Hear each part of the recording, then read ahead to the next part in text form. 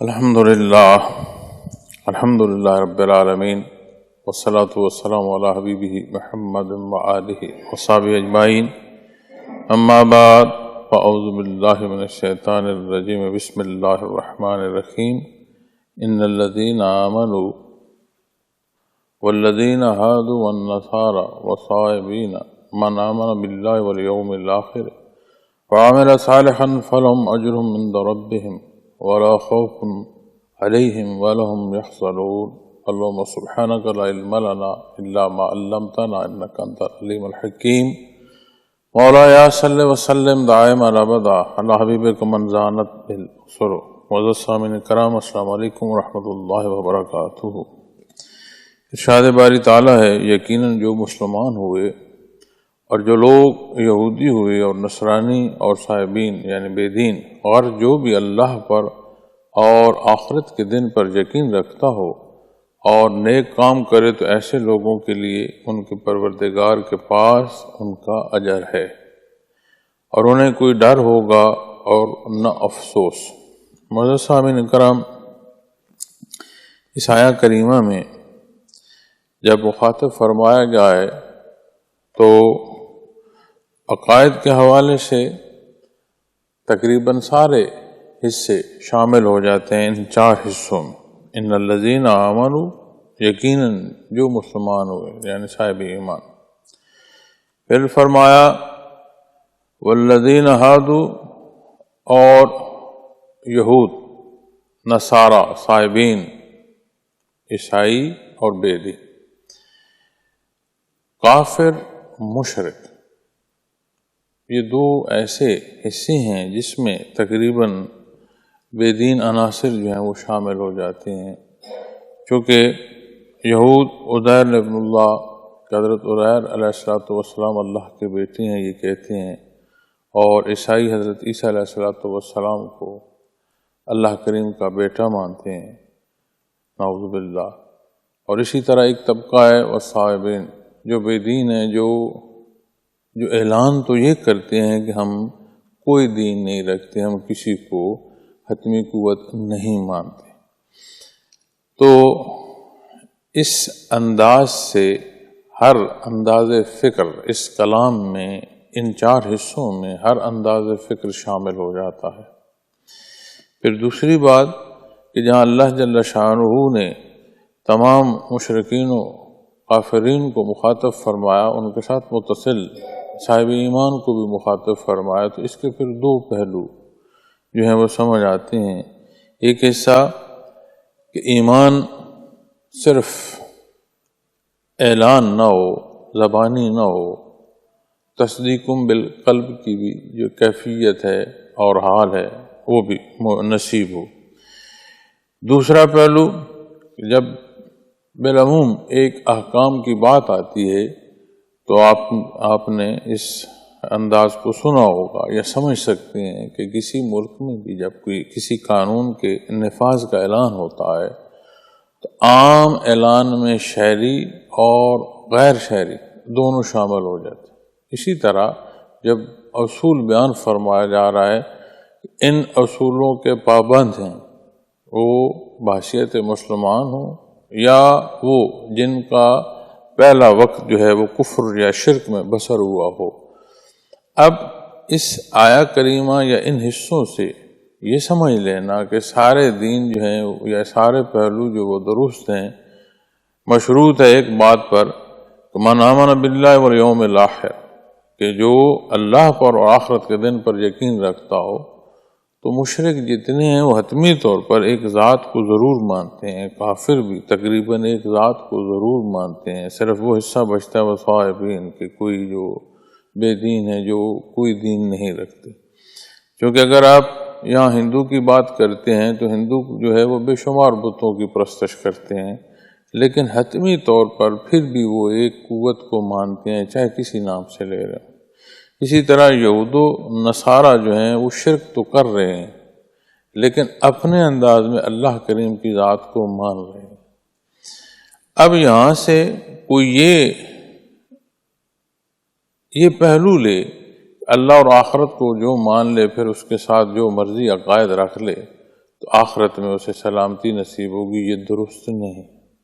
بنیادی طور پر سب سے جو پہلا نقطہ ہے دین اسلام کے سمجھنے اور اس کا آپ سمجھیں کہ جو ترازو ہے، جو پیمانہ ہے، وہ یہ ہے کہ نبی کریم صلی اللہ علیہ وسلم نے جو کچھ ارشاد فرمایا، کلام ذاتی کے تحت ہے، لیکن جو کچھ آپ نے ارشاد فرمایا اسے جنہیں آپ نے ارشاد فرمایا انہوں نے کس حصے کے مطابقت کے ساتھ عمل اختیار کیا، یعنی پھر ضرورت پیش آئے گی صحابہ کرام رضوان اللہ علیہم اجمعین کے اعمال کی، کیونکہ آپ صلی اللہ علیہ وسلم نے ان ہستیوں کی تربیت فرمائی اور آپ کے روبرو انہوں نے دین اسلام پر عمل کیا۔ کوئی کسی درجے کی کوئی کمی بیشی ہے اس کی تصحیح بنفس نفیس آپ صلی اللہ علیہ وسلم نے فرمائی۔ آج اگر کوئی یہ کہے کہ میں کسی آیا کریمہ کا ترجمہ ویسا سمجھوں گا جیسے میں سمجھ رہا ہوں تو یہ عمل درست نہ ہو۔ پھر ایک عمومی طور پر بات کہہ دی جاتی ہے کہ جی مذہب تو انسانیت ہے۔ انسانیت سکھائی کس نے؟ انسانیت کے اصول و ضوابط دیے کہاں کس نے؟ نصیب کہاں سے ہوئے؟ جب اس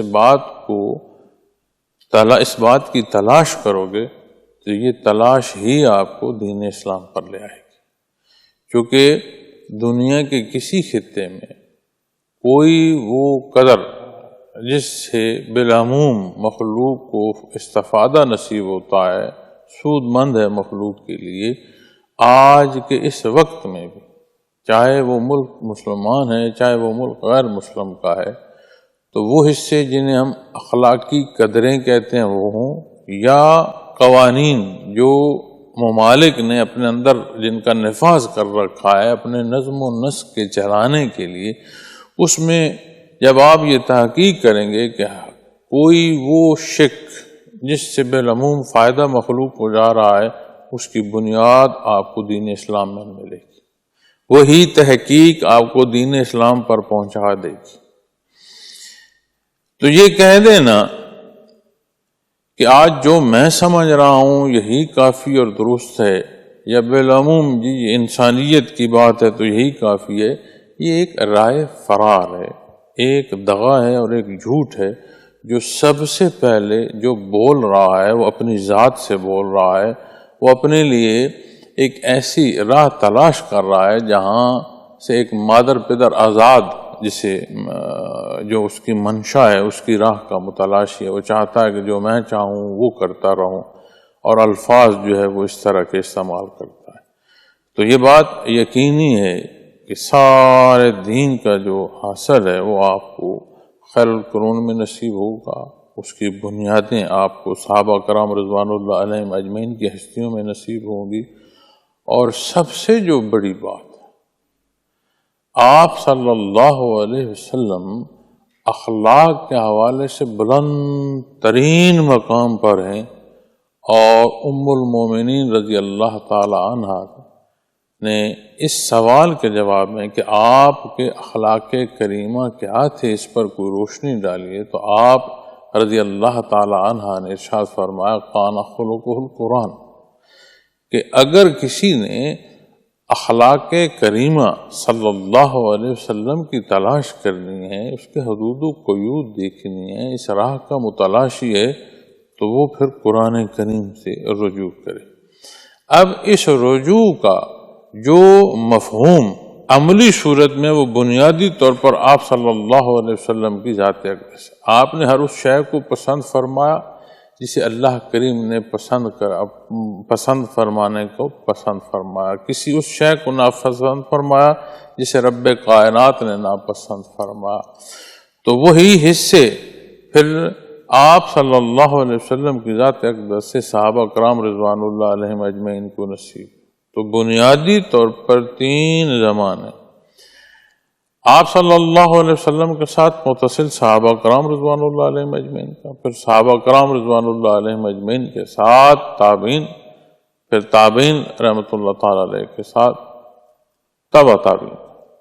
یہ قرون صلح ہے، جس سے سارے دین کی بنیاد جمع کر کے ائمہ کرام نے ہمارے لیے سہل اور آسان فرمائی۔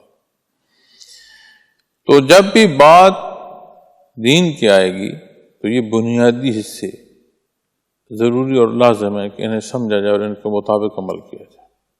تو یہاں پھر بات جو سمجھ آتی ہے وہ یہ آتی ہے کہ جو دعوی ایمان رکھتا ہے اسے اس دعوے کے ساتھ اس کی شہادت کے لیے عملی صورت درکار ہے، کیونکہ من آمن باللہ ہے، جو کوئی بھی اللہ پر ایمان لائے۔ اللہ کریم پر ایمان لانا صرف ایک اعلان نہیں ہے، ایک پورا ضابطۂ حیات ہے جو آپ کے تخیلات سے لے کر ظاہری حصوں تک کی ایک بڑی باقاعدہ اور ایک پوری ترتیب شدہ زندگی ہے جسے انسان نے اختیار کرنا اور اس کے مطابق چلنا ہے۔ صراط مستقیم صرف کوئی ایسا خط نہیں ہے کہ جسے کھینچ دیا گیا ہے، اس کے مطابق زندگی بسر کرنی ہے۔ تو اللہ کریم کی وحدانیت کا ماننا یہ بنیاد ہے۔ اب اس بنیاد پر معزز سامعین کرام جو پہنچتا ہے تو پھر اس بنیاد ہی پر جو ہے تعمیر ہوگی، پھر تعمیر کہیں اور نہیں ہو سکے گی، اسی بنیاد پر تعمیر ہوگی۔ تو پھر تعمیر کو آپ اگر مختصراً ایک لفظ دیں تو اسلام، دین اسلام، وہ اصول جو دین اسلام بیان فرماتا ہے، وحدانیت باری تعالیٰ کا اعلان کرنے والا، اس کا پابند۔ یہاں پر ائمہ کرام کی ایک بہت تفصیلی بحث ملتی ہے۔ ایمان صرف ماننا نہیں ہے، اس کے ساتھ عمل ضروری ہے، اور اس میں حضرت امام ابو حنیفہ رحمۃ اللہ تعالیٰ علیہ جو فرماتے ہیں وہ فرماتے ہیں کہ جو ایمان کا اعلان کرتا ہے یہ بھی تو ایک عملی صورت ہے، تو عملی صورت میں یہاں وہ داخل ہو جاتا ہے۔ تو یہ ایک ایسی بحث ہے کہ جسے میں سمجھتا ہوں ہم میں سے سب کو اس سے استفادہ کرنے کی اور اسے دیکھنے کی ضرورت ہے، اسے سمجھنے کی ضرورت ہے، چونکہ ہم بڑی آسانی سے اور بڑے عمومی سی مصروفیت میں، طبیعت خراب ہے، سر درد ہے، کوئی مہمان آ گیا، کیا معاملہ ہے جی، نماز چلی گئی۔ مہمان تو آپ نے جو ہے اس کی تو مہمان نوازی کی، لیکن جو اللہ کریم کا حکم ہے، جو فرائض میں سب سے بڑا فریضہ ہے، اسے اتنی آسانی سے چھوڑ دیں۔ اب جو بے دینی اختیار کرتا ہے اس کے متعلق جتنا کچھ بیان فرمایا گیا یہ جب پڑھا جائے تو سمجھ آئے گی۔ شاید بیان کرنے میں بندہ وہ باریکیاں اس حد کی بیان نہ کر سکے جو تفصیل ائمہ کرام نے بحث کر دی۔ تو میں عرض کر رہا تھا کہ یہ بڑی بنیادی چیزیں ہیں جنہیں سمجھنے کی ضرورت ہے، چونکہ اگر صرف عربی ہی سے ہم نے سمجھنا ہے تو ہم تو عجمی ہیں، اور عجمی پر جب بحث آتی ہے تو اس کے بڑے سادہ جو معنی ہے وہ گنگا ہے، یعنی بے زبان ہے۔ تو صاحب زبان جن کی مادری زبان عربی ہے اور بہت وسعت کی حامل زبان ہے، عمومی گفتگو میں سوال جواب میں انہوں نے جو ہے وہ مصروں میں بات کی ہے کہ مالک نے کوئی بات کسی مصرے میں کہی تو غلام نے اس کا جواب پھر اسی طرح شاعرانہ انداز اور ادبی انداز میں جواب دیا۔ لیکن جب بات کلام ذاتی کی آئی معزز سامعین کرام تو پھر یہاں ہر ایک نے ایک ہی بات جو ہے وہ عرض کی کہ اللہ اور اس کا رسول بہتر جانتے ہیں کہ اس سے کیا ہو رہا ہے۔ تو جو معنی و مفاہیم نبی کریم صلی اللہ علیہ وسلم نے مقرر فرمائے ہیں ہر ایک اس کا پابند ہے تو دین اسلام۔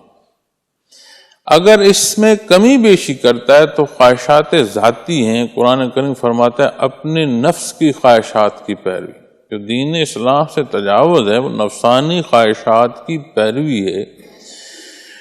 ہاں، اب جب بات آئی اس آیہ کریمہ کے ان حصوں کی کہ جہاں فرمایا والذین ہادوا والنصارى والصابئین، تو اس سے پیشتر کی بات ہے، یہ نہیں ہے کہ یہ سارے عقائد بھی ساتھ رکھے اور یہ کہے کہ میں اللہ اور آخرت پر ایمان لاتا ہوں، چونکہ بنیاد وہ ہے، عمل صالح وہ ہے، وہ حصہ صالح ہے جسے نبی کریم صلی اللہ علیہ وسلم نے صالح فرمایا۔ عمل بد وہ ہے جسے آپ صلی اللہ علیہ وسلم نے ناپسند فرمایا۔ یہ بڑا سادہ سی بات اور سادہ سا کلیہ ہے۔ اب اس سے پہلے کس نے کیا نظریہ رکھا، کس کے کیا عقائد تھے، کتنا بڑا اللہ کا احسان ہے کہ لا الہ الا اللہ محمد رسول اللہ یہ نصیب ہو تو جو کچھ اس نے پہلے کیا تھا وہ سارے کی معافی اور تلافی کا سبب بن گیا۔ کتنا بڑا اللہ کا احسان ہے۔ پھر عمومی زندگی انسان کی نہیں ہے، قرآن کریم نے جو کچھ بیان فرمایا انسانی استعداد کے مطابق بیان فرمایا، اس کی جہاں جہاں اسرار و معارف ہیں وہ آپ صلی اللہ علیہ وسلم نے بیان بھی فرمائے، اختیار بھی فرمائے، اور اپنے روبرو اختیار کرنے کا حکم بھی دیا اور تصحیح بھی فرمائی۔ اجماع آج ہم تک پہنچانے کا سبب ہے۔ تو کوئی بھی اگر ان اصولوں سے باہر جاتا ہے تو معزز سامعین کرام وہ بے دینی ہے اور وہ خواہشات نفسی کی بھی نفس کی وہ پیروی کر رہا ہے۔ اب بات دوسرا حصہ کہ اللہ پر ایمان لائے، جو بھی اللہ پر ایمان لائے، والیوم الآخر اور آخرت کے دن پر۔ انسانی مزاج ہے کہ اسے جب تک جزا و سزا کا احساس نہ ہونا یہ کسی حدود و قیود میں نہیں ٹھہرتا۔ بے شمار اس کی وجوہ ہیں، اور جن وجوہات میں ایک وجہ یہ بھی ہے ہر ایک کی استطاعت میں فرق ہے۔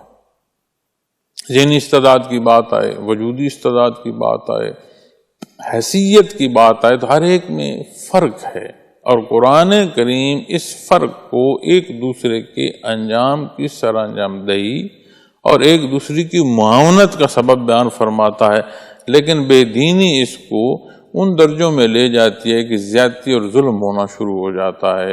ایک جماعت مظلوم ہو جاتی ہے، ایک جماعت ظالم ہو جاتی ہے۔ جس کے پاس اختیار ہے وہ اپنے اختیار کا استعمال ناجائز کرتا ہے، جو کمزور ہے وہ اپنا تحفظ نہیں کر سکتا تو وہ مظلومیت کا شکار ہونا شروع ہو جاتا ہے۔ تو قرآن کریم نے جہاں اعمال کے اختیار کرنے کا حکم عطا فرمایا وہاں نتائج کا بھی ضرور ارشاد فرمایا، بے شمار دفعہ ارشاد فرمایا آخرت کے حوالے سے۔ اور یہ ہمارے بنیادی عقائد میں سے کہ ہر ایک نے اللہ کے حضور پیش ہونا ہے۔ اب ماننا شکر گزاری کی کیفیت ہے، اللہ کریم کا وہ شکر ادا کیا جائے۔ اب اگر میں ناشکری پر بحث کروں تو ناشکری یہ ایک انکار ہے، اعتراض ہے رب کائنات پر، کیونکہ شکر تو ہے کہ جو کچھ ہے اس کی طرف سے اور الحمدللہ۔ ناشکری کیا ہے؟ جو ناشکر ہوگا وہ معترض ہوگا۔ اب اس کا اعتراض کس پر آئے گا؟ حتمی طور پر جب بات آئے گی وہ ذات باری تعالیٰ پر آئے گا۔ تو شکر گزاری تحت لے کر آتی ہے اور ناشکری مقابل جا کھڑا کرتی ہے۔ اب جو اللہ کے جا کر مقابل کھڑا ہوا، جو اللہ کے حبیب صلی اللہ علیہ وسلم کے مقابل جا کھڑا ہوا، جو اللہ کریم کے دیے گئے اصول و ضوابط یعنی دین اسلام کے جا کر مقابل کھڑا ہوا، تو اپنی حیثیت کو وہ تو دیکھ۔ لیکن یہ ایسی بدبختی ہے کہ جب انابت نہ ہو تو یہ حالت کیفیت جو اسے تقوی کی طرف لے کر جاتی ہے یہ سلب ہو جاتی ہے۔ یہ ایسی بدبختی ہے۔ معزز سامعین کرام، پھر دوسرا حصہ جس میں فرمایا والیوم الآخر اور آخرت کے دن پر یقین رکھتا ہو، وعمل صالحا اور نیک کام کرے۔ قرآن کریم میں ایک اور جگہ بھی ارشاد فرمایا گیا اسی طرح کہ آخرت میں جو ایمان کے ساتھ گیا اور صالح عمل بھی کیے اس کے لیے جنت اور بخشش بے شمار معنوں میں ارشاد فرمائی گئی۔ ایمان لانا ایک دعویٰ ہے اور اس کے مطابق عمل کرنا یہ آپ کو شہادت عطا فرماتا ہے۔ اب اس شہادت اس کے ساتھ وہ کیفیت جو شکر گزاری ہے وہ بھی ادا ہو رہی ہوتی ہے، اور وہ حالت جو ناشکری کی ہے اس سے بھی انسان بچ رہا ہوتا ہے۔ ہم اگر عبادات کو اس پہلو سے لیں کہ یہ میرے اندر جو کمالات ذاتی ہیں ان کو اجاگر کرے، میرے گرد و پیش کے حالات میں مجھے ایک انفرادی حیثیت عطا کر دے، یا مجھ پر یہ ایک ایسی مصیبت ہے کہ لفظ مصیبت تو میں نہ کہوں لیکن ناگوار سمجھ رہا ہوں، تو یہ دونوں صورتیں یا دونوں سوچیں درست نہیں ہیں۔ اللہ کریم نے کوئی شے فضول نہیں دی، نہ پیدا کی، نہ کوئی حکم کی کمی بیشی، ہر شے عین ایک عدل پر ہے، متوازن ہر نظام ہے۔ جتنا انسان عبادت گزار ہوتا ہے اتنا وہ اس قابل ہوتا ہے کہ اسے اللہ کریم کی رضا نصیب، اتنی اس کی جستجو پاک اور صاف ہوتی ہے اپنے اللہ کی طرف، اپنے مقصد تخلیق کو پاتا ہے۔ اب اس عبادت کا چھوڑ دینا، میں عبادت نہیں کرتا، یا میں نہیں نماز پڑھ سکتا، یا میرا نہیں دل چاہتا کہ میں تلاوت قرآن کریم کروں، یہ بدبختیاں ہیں، اور اگر ان کی تلاش کی جائے تو عمل بد سبب ہوں گے اس حق سے دوری کا۔ بہت بڑی شے اور بنیاد وہ جس سے ہمارے وجود کو توانائی مل رہی ہے، یعنی رزق، اور قرآن کریم جہاں حلال کا بیان فرماتا ہے وہاں طیبہ، حلال بھی ہو، پاک صاف بھی ہو۔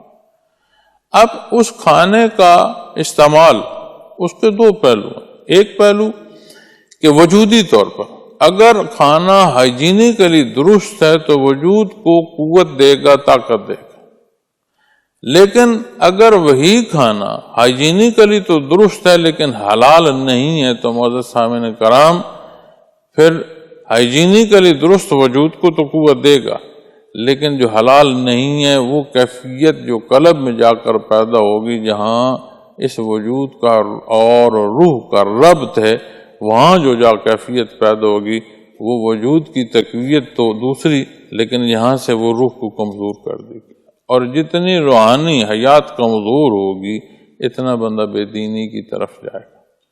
اب ہم نے کبھی غور نہیں کیا کہ جو بازار سے کچھ کھا رہے ہیں اگر حلال پیسے سے لیا ہے تو کیا طیب بھی ہے، جو ہم ذرائع آمدن اختیار کر رہے ہیں اس میں حب مال تو ہے، اس حب مال کی کوئی حدود و قیود، کوئی جائز ناجائز، کیا اس کا تعین بھی ہے؟ کیا جو میں سمجھ رہا ہوں کہ سارا کچھ سمیٹ کر میں اکٹھا کر لوں تو جو مجھ سے پہلے گزرے ہیں ان کا کیا بنا؟ تو بندے کا تو معزز سامعین کرام وہ ہے جو اس نے استعمال کر لیا یا کھا لیا، باقی تو جو کچھ جمع کرتا رہے وہ وارثین کا ہے۔ تو عمل صالح وہ حصہ ہے جو انسان کو بحیثیت مسلمان ایمان کے ساتھ جب نصیب ہوتا ہے تو پھر قرب الہی کا سبب بنتا ہے، اللہ کریم کی رضا کا سبب بنتا ہے۔ اب ایمان کے بغیر آپ غور فرمائیے گا کہ فرمایا من آمن باللہ والیوم الآخر، پھر اس کے بعد فرمایا وعمل صالحا فلہم اجرہم عند ربہم، فرمایا ایمان کے بعد پھر بات آتی ہے عمل صالح، کیونکہ اس عمل کا صالح ہونا اللہ کے حکم کے تحت ہے اور اللہ کے حبیب صلی اللہ علیہ وسلم کے فرمان کے مطابق، اپنی طرف سے کوئی نیکی بدی کا پیمانہ نہیں بنا سکتا۔ آج ہم جب بات کرتے ہیں نظم و نسق کی تو ساری قوت ہے کوئی نہیں، نہ کوئی مانتا ہے، جمہور کی طرف، عوام کی طرف مبذول کر دی جاتی ہے کہ جی حق حاکمیت عوام کا ہے، کہنا بھی درست نہیں ہے اور جو کہہ رہے ہیں اسے مان بھی نہیں رہے ہیں، اس کے نتائج ہم سب بھگت رہے ہیں۔ حق حاکمیت اس کا ہے جو مالک ہے، جو خالق ہے۔ آپ بالعموم بات کریں گے تو اس نے حقوق کو فرائض کا تعین فرما دیا ہے، اور جہاں جب اس حکم کے مطابق انسانی معاشرہ ظہور پذیر ہوا، وہ ایک اپنی نوعیت کی مثال ہوا اور خوبصورت گلدستہ مخلوق کو وہاں سے نصیب ہوا کہ وہ معاشرہ دیکھنے کو بھی خوبصورت اور اس کی جو مہک ہے وہ بھی مسحور کن مخلوق کو جو ہے اس سے بھی تکلیف اور تنگی نہیں۔ یہ جو عمل ہم اختیار کر رہے ہیں کہ حق حاکمیت جو ہے یہ عوام کا ہے، اس کو بھی نہیں مان رہے، اس سارے میں پھر آپ دیکھ لیں کہ ہم کس نتائج اور کن معاملات میں جا رہے ہیں کہ ہر آنے والا جو دن ہے، ہر آنے والا جو لمحہ ہے وہ تنگی کا اور تکلیف کا آتا چلا جا رہا ہے۔ قرآن کریم جو اصول بیان فرماتے ہیں، اللہ کریم علماء کرام کے درجات بلند فرمائے، مفسرین کرام کی محنتیں قبول فرمائے، ہم جیسے کمزور اور خطاکار لوگوں کے لیے ایسے ایسے خوبصورت پہلو بیان فرما گئے ہیں، کیونکہ قرآن کریم کلام ذاتی ہے، وہ صدقہ حامل ہے۔ اب اللہ کریم کا اپنا احسان کسے کیا کتنا عطا فرماتا ہے، اس کا کرم ہے۔ تو اللہ نے احسان فرمایا، حضرت جی رحمۃ اللہ تعالی علیہ نے جو اکرم التراجم کے تحت قرآن کریم کا اردو ترجمہ فرمایا، پھر اکرم التفاسیر کے تحت جو قرآن کریم کی تفسیر حالات حاضرہ کی مطابقت کے ساتھ بیان فرمائی۔ میں یہ سمجھتا ہوں کہ ان دو سے اگر کوئی استفادہ کر لے تو عمومی جو زندگی کی ضروریات ہیں اس میں اس کی بے شمار درجے کی رہنمائی اس کا سبب ہو۔ اب ہم اگر یہ کہیں کہ ہر کام از خود ہو تو یہ پانی میرے سامنے پڑا معزز سامعین کرام، میں چاہوں کہ اس سے میں سیراب ہو سکوں، میں اس سے پیاس بجھا سکوں، تو میں اسے اٹھا کر منہ سے نہ لگاؤں تو یہاں سے اٹھ کر میرے منہ تک یہ کیسے پہنچے؟ اس بات اور دنیا کے ان اصولوں کو تو ہم سمجھتے ہیں۔ دین کی طرف جب بات آتی ہے تو کہتے ہیں آج خود ہی دین حاصل ہو جائے اور آج خود ہی سارا عمل سال ہو جائے، وہ بھی مکمل ہو جائے۔ ایک جد و جہد ہے، اور اس جود میں اس کے لیے سمجھ آتی ہے اسبابی دنیا میں، تو دین کی طرف آئیں گے تو کیا تب پھر ہم اس اسبابی دنیا میں نہیں، ہم نے سبب اختیار نہیں کرنا۔ تو اس استفادے سے، اور اللہ کا یہ بڑا احسان ہے کہ یہ ہر طرح سے موجود ہے، تقریراً تحریراً آج کا جو میڈیم ہے سوشل، اس حوالے سے بھی جو ممکن ہے یہ مخلوق میں عام ہو رہی ہے۔ اللہ کریم اس سے استفادہ کرنے کی بھی توفیق عطا فرمائے، اور آپ رحمۃ اللہ تعالیٰ علیہ کی یہ محنت اور کافش قبول فرمائے کہ ایسا صدقہ جاریہ ہے جس سے مخلوق مستفید ہو رہی ہے، ہوتی رہے گی۔ پھر فرمایا عمل صالح فلم اجرم عند ربہم، تو ایسے لوگوں کے لیے ان کے پروردگار کے پاس ان کا اجر ہے۔ ربہم جہاں جب فرما ان کے رب کے پاس ان کے لیے اجر ہے، تو معزز سامعین کرام یہ شان ہے اللہ کریم کی، اس کی ذات رب العالمین ہے، ہر ایک کی ہر لحظے ہر ضرورت پوری فرمانے والی ذات رب ہے۔ یہ محتاج ہے جو مخلوق ہے، اس کی احتیاج جو ہے وہ پوری فرمانے والی وہ ذات ہے۔ تو اس نے فرمایا اس انداز زندگی کو اختیار کرو جو تمہارے لیے سہل ہے، جو تمہارے لیے آسان ہے، جس کے لیے تمہیں پیدا فرمایا گیا ہے۔ جو عمل صالح کرو گے وہ اپنے لیے ہے، اور اللہ نہ کرے کوئی جو عمل بد کرے گا وہ بھی اس اپنے کے لیے ہے۔ ہر ایک نے اپنا متعین وقت جو ہے وہ پورا کرنا ہے۔ ہم سے پہلے مخلوق آئی چلی گئی، آج ہم اپنی زندگی کی جو ساعتیں ہیں وہ پوری کر رہے ہیں، جس دن یہ شمار پورا ہوگا ہم چلے جائیں گے۔ ہمارے بعد کتنی مخلوق ہے، کس وقت تک ہے، یہ اللہ کریم بہتر جانتے ہیں، لیکن ہر کوئی اپنی فرصت کی تکمیل میں ہے۔ چاہے آپ اس میں کسی ایک گھاس کے تنکے کی مثال لے لیں، چاہے یہ جو ستارے سیارے ہیں ان کی بات کر لیں، سورج چاند کی بات کر لیں، زمین کی بات کر لیں، زمین پر بسنے والی مخلوق، زیر زمین بسنے والی مخلوق، زیر آب فضاؤں، اس بنیادی انسان کو لے لیں، تو معزز سامعین کرام ہر کوئی اپنی فرصت پوری کر رہا ہے۔ ہاں ضروری کیا ہے، اس شعور کو بروئے کار لایا جو اللہ کریم نے انسان کو عطا فرمایا۔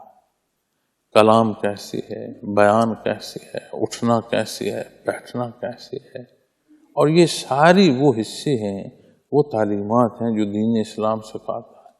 آج خود ہمیں یہ منتقل ہو جائے، اس کو لے کر بیٹھ جائیں، یا مولانا صاحب کے حوالے کر دو، پیر صاحب کے حوالے کر دو، تو یہ ممکن نہیں ہے۔ تو دین اسلام پر جب ہم عمل پیرا ہوں تو معزز سامعین کرام، یہ زندگی کی خوبصورتیاں سکھاتا ہے، لحاظ سکھاتا ہے، حیا سکھاتا ہے۔ وہ بنیاد جو ایمان کی ہے، وہ بنیاد جو وحدانیت باری تعالیٰ کی ہے، وہ ایسی تربیت کرتی ہے کہ اس بنیاد سے جسے تعلق نصیب ہوتا ہے وہ بالعموم زندگی کی باریکیوں تک، عمومی پہلوؤں تک وہ نہ صرف خود فائدہ حاصل کرتا ہے، مخلوق کے فائدے کا سبب نہیں۔ تو اپنے معاشرے کی اس بے روی کو دیکھ لو۔ ہم مسلمان ہیں، مسلمان ہونا بنیادی طور پر ایک بھائی چارہ ہے، ایک اخوت ہے۔ کوئی آج کے معاشرے میں کسی درجے کا کسی پر انحصار کر سکتا ہے؟ میری بات کو چھوڑ دو، اپنے روزمرہ کے لین دین میں چلے جاؤ، اپنے رویوں کو ہم دیکھیں، ہمارے رویے کیسے ہیں؟ اگر سامنے طاقتور ہے تو ہمارا رویہ کیسا ہے؟ سامنے کمزور ہے تو ہمارا رویہ کیسے ہے؟ کسی سے لینا ہے تو ہمارا رویہ کیسا ہے؟ کسی کو دینا ہے تو ہمارا رویہ کیسا ہے؟ تو دین اسلام خوبصورت طرز حیات عطا فرماتا ہے جس میں بنیاد ایمان ہے اور عمل صالح، عبادات سے معاملات کا دخل ہے۔ ورنہ یہ جو آج ہماری روش ہو چکی ہے نا معزز سامعین کرام، کہ کسی کا کوئی لحاظ نہیں، یہ بے لحاظی جتنی ہمارے معاشرے میں ہے، یہ اعتراضات جتنے ہمارے معاشرے میں ہیں، اس کی بنیادی وجہ بھی یہ بے دینی ہے، دین سے دوری ہے۔ ان اصول و ضوابط جو اللہ نے مقرر فرمائے ان کو چھوڑنا اس انحطاط کا سبب۔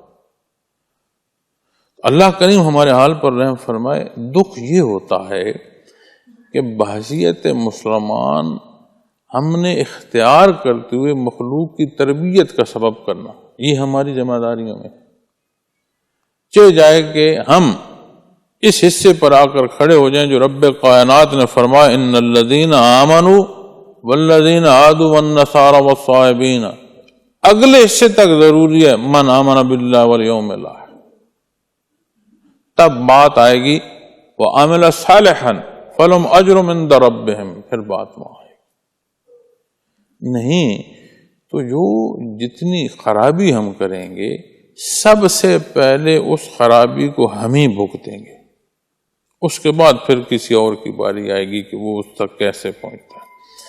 فرمایا وَلَا خَوْفٌ عَلَيْهِمْ وَلَا هُمْ يَحْزَنُونَ، فرمایا ان کے پروردگار کے پاس ان کا اجر ہے اور انہیں کوئی ڈر ہوگا نہ خوف، یعنی جو کچھ وہ گزار چکے ہیں وہ ایسا نہیں ہوگا جس سے وہ خوف کھائیں۔ کیوں؟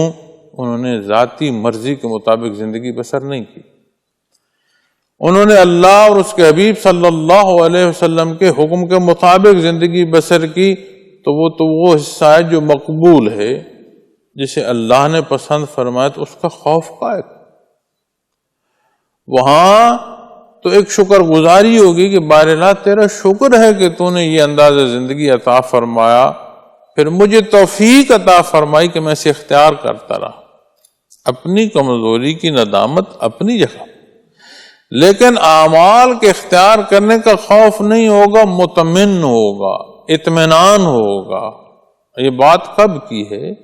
جب روز محشر قائم ہو، جب سورج سوا نیزے پر ہوگا، جب ماں بچے کو پہچان نہیں رہی ہوگی، جب زبانیں گنگ ہوگی، ہر شے جو ہے وہ دست بستہ دوڑ رہی ہوگی اپنی طرف جہاں جا کر اس نے کھڑا ہونا ہے، اور ہموار میدان، قرآن کریم فرماتا ہے زمین کو ایسا ہموار کر دیا جائے گا کہ کوئی زیر و بم نہیں رہے گا اس میں، پہاڑ جو ہے وہ اڑا کر رکھ دی جائے گی، روئی کی جو گالیں ہیں ان کی طرح، دھکی ہوئی روئی کی گالوں کی طرح اڑے، وہ جو ہموار میدان اس کے حضور حاضری کے لیے سجے گا۔ تو اصل بات وہاں کی ہے کہ جب قبروں سے اٹھیں گے تو گزشتہ کا جو ہے وہ خوف نہیں ہوگا کہ جو میں کر رہا ہوں وہ کیا ہے، کیونکہ اس نے وہ عمل وہ کیا جو اللہ کریم نے پسند فرمایا اس کے لیے، اس نے اللہ کے حبیب صلی اللہ علیہ وسلم کی تعلیمات کا اتباع کی، آمیزش نہیں کی۔ اچھا، جہاں جس معاشرے میں اسلامی احکامات پر عمل نہیں ہے، اس کی تکالیف اور اس کا تعفن خود ہی بھگت رہے ہیں، پھر یہ غلطیاں لے کر جب روز محشر کی بات آئے گی، معزز سامعین کرام، جب دوسری بار سور پھونکا جائے گا اور مخلوق حاضری کو چلے گی، تو پھر جو تھرتھراہٹ ہوگی، پھر جو کپ کپاہٹ ہوگی کہ میں کیا لے کر آیا ہوں۔ کیونکہ قرآن کریم اس زندگی کے حوالے سے روز محشر کے دن مخلوق وہ جو حساب کے لیے کھڑی ہوگی، وہ بھی کہ ہم کتنا یہاں وقت رہے، دن بھر رہے، آدھا دن رہے۔ قرآن کریم فرماتا ہے کاش تم سمجھتے کتنا وقت تم رہے۔ تو پھر یہ جو ساعتیں یہاں بسر کر رہے ہیں، ان کو ہم ایسا بسر کر کے جائیں کہ اس کا ڈر اور خوف پھر ہمارے ساتھ وہاں بھی چلا جائے۔ اس لیے دین کا سمجھنا ضروری ہے، دین کو حوالے نہیں کرنا۔ اللہ کریم نے ہر ایک کے لیے پسند فرما، ہر ایک کو اپنی عبادت کے لیے پیدا فرما۔ کتنا بڑا احسان! ہم اگر یہ سمجھیں کہ یہ عبادت میرا احسان ہے تو یہ غلطی ہے، یہ خطا ہے۔ تو معزز سامعین کرام، پھر اس دن کوئی ڈر ہوگا اور نہ افسوس۔ افسوس ہوتا ہے گزرے پر، جو وقت گزر جائے، ڈر ہوتا ہے آنے والے پر۔ اچھا، افسوس جب گزرے پر نہیں ہوگا معزز سامعین کرام، تو پھر بات آنے کی کرتے ہیں۔ تو آنے کا کیا ہے؟ حساب کتاب ہوگا۔ تو وہ جو گزرا جس پر افسوس نہیں ہے، وہ ایسا گزرا جو اللہ کی پسند ہے، تو پھر جو آنے والا حصہ اس کا حضور حساب کتاب کا ہے، تو پھر اس پر امید ہوگی، اسے امید ہوگی کہ اللہ جل شانہ کی طرف سے بخشش نصیب ہوگی، اسے خوف نہیں ہوگا۔ کیونکہ ایمان، آپ صلی اللہ علیہ وسلم نے فرمایا، امید اور خوف کے مابین جو کیفیت ہے، اپنی طرف جب ہماری نظر پڑے تو وجود تھر تھرا جائے، کیسی کمزوریاں خطا، اس کی طرف جب خیال جائے، اس کی رحمت ٹھاٹھے مارتی رحمت۔ آپ صلی اللہ علیہ وسلم کے حضور ایک دیہی علاقے سے ایک صحابی حاضر ہوئے، آپ جلوہ افروز ہیں، تو انہوں نے صرف اتنی بات پوچھی کہ یا رسول اللہ صلی اللہ علیہ وسلم، یہ جو قیامت کا حساب ہے، یہ اللہ کریم خود لیں گے؟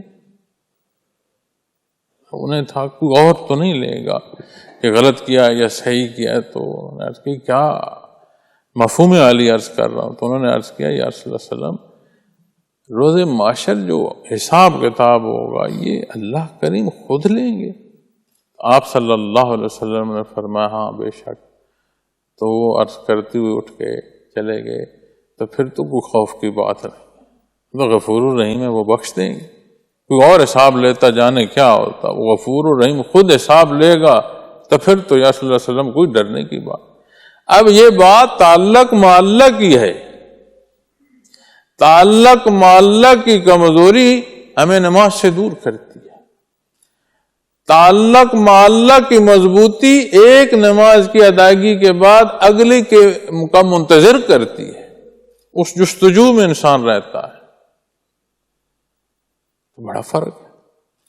تو اعمال جو اختیار کیے جاتے ہیں، اعمال صالح، یہ نکھار پیدا کرتے ہیں، مزید صالح امور کی سر انجام دہی جو ہے اس کی قابلیت دیتے ہیں، اس قابل کرتے ہیں۔ تو اگر ہم باہم گفتگو کر کے اٹھ جائیں، باہم باتیں کریں اور چلے جائیں اور ان امور کو ہم غور نہ کریں، ہاں ایک بنیادی شاہ ہے کہ خانہ خدا میں جمع ہوئے، یہ بڑی اچھی بات ہے، اللہ کا احسان ہے۔ جمعۃ المبارک میں جب جمع ہوئے، یہ بھی اللہ کا بڑا احسان ہے، کیونکہ حدیث شریف میں ملتا ہے کہ جمعۃ المبارک کی ساعتوں میں ایک ساعت ایسی ہے کہ جو اس کے حضور عرض کیا جائے وہ قبول ہو جاتا ہے، تو بہت بڑا اللہ کا احسان۔ لیکن کیا ہی اچھا ہو کہ جو دین پر بات ہو، جو پہلو جن کی نشاندہی ہو، ہم انہیں اپنی زندگی میں تلاش کریں، اپنی زندگی کا نکھار ارشادات محمد رسول اللہ صلی اللہ علیہ وسلم سے حاصل کریں۔ تو پھر وہ کیفیت اور حال ہوگی کہ کوئی ڈر خوف نہیں ہوگا کہ جو گزر گیا کیا گزر گیا. کیوں؟ اس لیے کہ وہ خوب گزرا، خوبصورت گزرا، اللہ اور اس کے حبیب کے حکم کے مطابق گزرا. بات جب آنے والے کی آئے گی تو پھر وہاں کوئی خوف نہیں ہوگا، یعنی جو گزرا اس کا افسوس نہیں، جو آ رہا ہے اس کا ڈر نہیں. حدیث شریف میں ایک ملتا ہے کہ ایک جماعت روز محشر جنت کا دروازہ جا کھٹکھٹائے گی، بدن ان کے جو ہیں وہ تار تار ہوں گے، خون آلود ہوں گے، اور وجود کا حصہ حصہ کٹا ہوگا. تو جا کر جنت کا دروازہ کھٹکھٹائیں گے تو جو فرشتہ جنت کا وہاں مقرر ہوگا وہ ان سے کہے گا کہ ابھی آپ جنت کو کیسے آ رہے ہو؟ ابھی تو میدان سج رہا ہے، حساب کتاب ہوگا، حساب کتاب کے بعد پھر جسے حکم ہوگا بخشش کا وہ اس طرف آئے گا، اب تم اس طرف کیسے چلے؟ تو وہ اللہ کے حضور جب عرض کریں گے اور اللہ جل شانہ کی کیسی عطا ہے کہ بار اللہ تو نے جو کچھ دیا تیرے نام پر لوٹا دیا، بچا یہ وجود، یہ حال تیرے سامنے ہے. تو رب کریم